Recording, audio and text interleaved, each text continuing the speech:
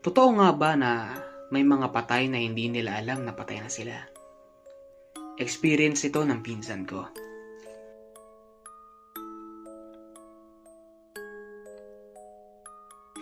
Isang gabi nagkayayaan sila ng tropa na mag-inuman. Sila yung klase ng barkada na walang iwanan hanggang dulo. Yung tipong magkakadikit na ang mga bitukan nila. Ganon sila ka-close. So ito na nga. Napag-usapan nila na mag-inuman sa bahay ng isa nilang tropa. Yung bahay nun, tambing kalsada. Yung tipong nadadaanan na ng mga jeep.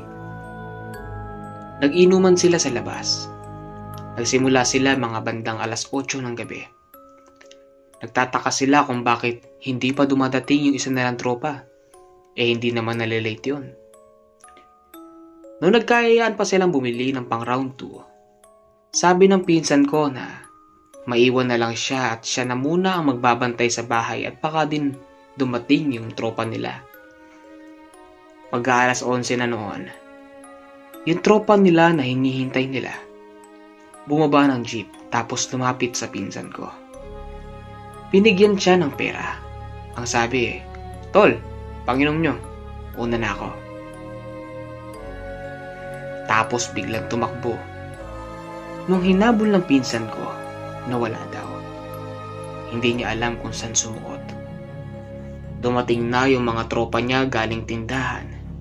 Sabi niya na dumating daw yung isa nalang tropa kaso umalis agad. Tinawagan nila yung telepono ng tropa nila. Nagulat sila at nanay ng tropa nila yung sumagot at umiiyak. Sabi ng pinsan ko, "Nay, bakit ho ba kayo umiiyak? Nandyan po ba si dumating dito kanina eh. Nagbigay ng pera pang inom pero umalis ho agad."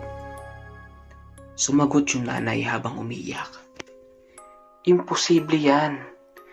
Kasi kanina mag-aalas 7, nabundol siya. Hindi na umabot sa ospital.